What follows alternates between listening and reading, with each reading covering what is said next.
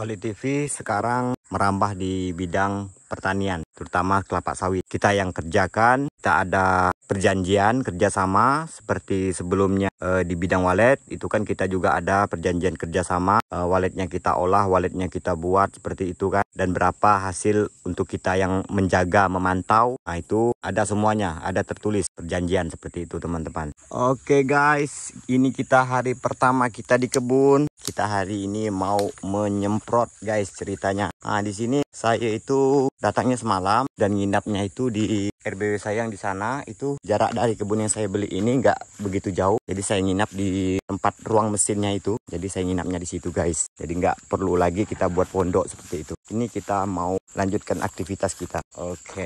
Oke, kita lanjut nyemprot dulu. Nanti setelah penyemprotan kita akan melakukan lagi yang namanya pengkapuran. Terus setelah pengkapuran kita juga akan pemupukan. Kayaknya sebelum pemupukan saya mau gali paret. Ada berapa paret mau digali. Jadi di sini kenapa saya beli lahan ini? Ceritanya seperti ini. Kebun ini saya beli untuk saya jual. Cuma setelah saya olah. Misal kebun ini saya beli dengan harga 107 juta ya kemarin. Sama ininya ya taulah 110 juta 2 hektar seperti itu kan. Jadi di sini kondisi kebunnya itu sebelumnya hasil panennya 1,5 ton misalnya seperti itu ya teman-teman. Per sekali panen saya urus, saya pupuk, saya olah, saya galikan parit. Berjalan beberapa tahun itu saya jual lagi kebun itu teman-teman. Bukan saya saya untuk selama-lamanya.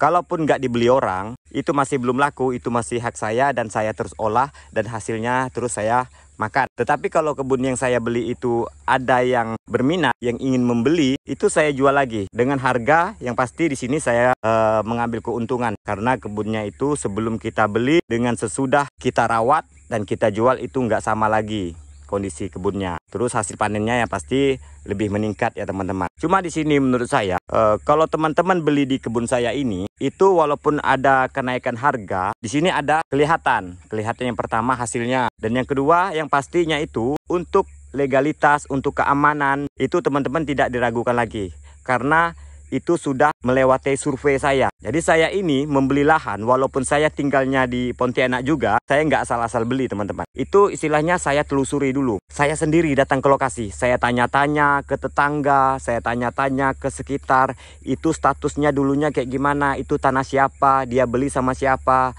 apakah tanah ini benar. Kita kan nggak takutnya itu walaupun SKT itu bisa timpang tindih juga teman-teman. Bisa ada 2-3 SKT juga ya teman-teman. Bukan hanya SHM, SKT juga bisa seperti itu. Kalau teman-teman beli kebun saya yang namanya untuk keamanan itu yang pertama dijamin. Dan yang kedua kebun ini itu sudah saya olah dan hasil yang pasti hasilnya lebih bagus lagi dari sebelum saya beli. Legalitas saya jamin 100% aman. Apalagi setiap saya membeli tanah itu ada dokumentasinya. Itu orang nggak bisa lari kemana-mana. Saya buatkan video di sini, saya buatkan video di sini. Jadi ada bukti nyatanya seperti itu teman-teman. Dan semisal teman-teman ingin membeli tanah ini untuk merawat, itu teman-teman tidak perlu khawatir karena saya ada punya orang khusus untuk perawatan, panen dan lain-lain. Kan ini yang pasti pembelinya ini orang luar. Jangan khawatir, saya nggak lepas tangan. Di sini saya ada orang khusus di tempat masing-masing. Jadi di tempat masing-masing itu mereka kerja tetap saya survei. Cuma harus ada orang yang kita percayai di